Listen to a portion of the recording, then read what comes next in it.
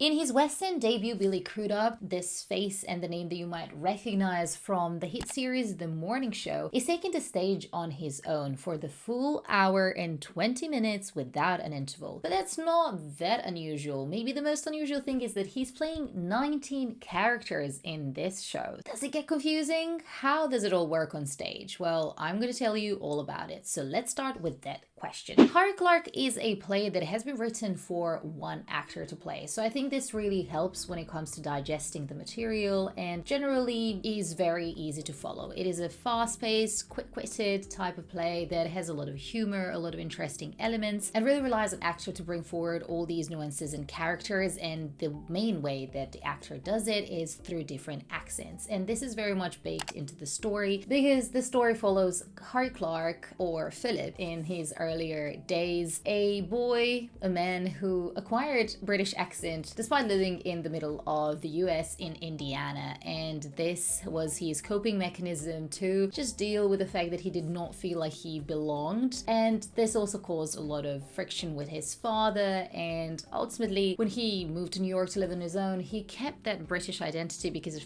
felt like a lot of people really like him for his accent. But it's not only that he acquired British accent, but he has also this whole new persona of Harry Clarke when he speaks to certain people, which is this cockney person who is very open to everything that life throws at him. And this is how he gets to interact with the key characters and family in the show, and that's where the adventures begin. So in terms of how Billy navigated changes between characters, it is mainly the posture, the accent, and this speaks about the actor, which is the second point that I wanted to talk about, and that is Billy Crudup. This is his West End debut, and I really could not believe that that is the case. He has had quite a few performances on Broadway and successfully won a Tony Award, so he's well-established actor not only on screen, which maybe I was more familiar with, but also he has a long history in theater acting. Well, this is the first time that Billy Crudup is on the West End. This is not his first time performing in this play. This play was first put off Broadway in 2017, where he was also performing this character. So now 7 years later, he comes back to this character just in a slightly different environment of London's West End. And I'm not exaggerating when I say that I was so impressed with his performance, especially because this is the play where it really relies on the actor's pace, and general energy of the play is very upbeat. So just the amount of lines that he needed to remember and really quickly speak, to me, that is like the first wow moment. But then the fact that there was not a lot of set or any costume changes or any props throughout, there was just a little bit of lighting changes every now and then. This was pretty much all on Billy, and because of his skillful portrayal of Harry Clarke, it did not take a lot to just grab your attention and get you into the story, and for the whole hour and 20 minutes you are fully immersed in what he was saying, and it just doesn't feel that there is anything missing on stage in terms of set. You're just enjoying this amazing performance and really witnessing an actor who is really at the top of his craft. But all of this would not be possible without a good story, which is my third point when it comes to this play. I think this is a perfect example of a story that is told well. When it comes to one actor plays, there's always that risk that something will be missed, or that maybe there will be a lack of conversational or other depth